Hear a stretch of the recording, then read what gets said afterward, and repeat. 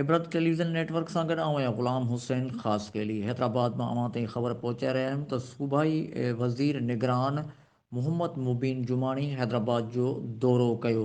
हैदराबाद में chamber of small traders and small industries जे सदर सां बि मुलाक़ात कई ऐं ऑफिस जो दौरो कयो।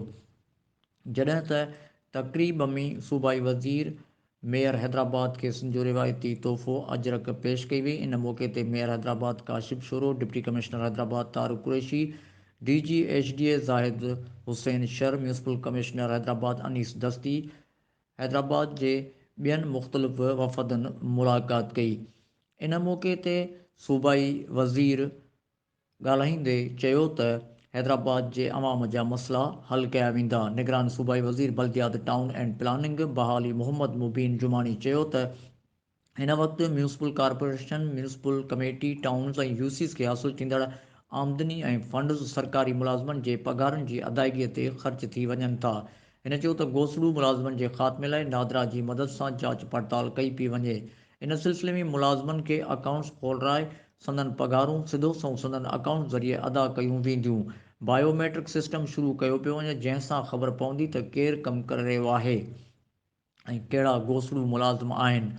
हिन Hyderabad chamber of small traders and small industries पारां हैदराबाद क्लब में मुनक़िद कयल गॾिजाणी जी सदारत कंदे कयो।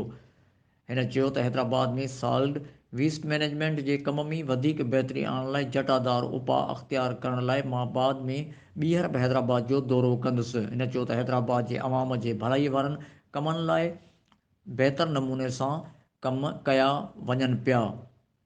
हिन चयो त निगरान वज़ारत संभालींदे तव्हांजे चेयरमैन खे DDOs जा अख़्तियार ॾेई छॾिया आहिनि। इन मौक़े ते मेयर हैदराबाद काशिफ शोरो पंहिंजे ख़िताब में चयो त असांजी पूरी कोशिशि आहे त असीं हैदराबाद जे अवाम जा मसइला हल करियूं, तमामु घुर्बल सहूलियतूं फ़राहम कयूं। हिन चयो त जेकॾहिं इदारनि पारां वासा जूं रहतूं अदा कयूं वेयूं त काफ़ी हद ताईं मसइला हल थी सघनि था। ग़ुलाम हुसैन ख़ासकली, इबरत न्यूज़, हैदराबाद।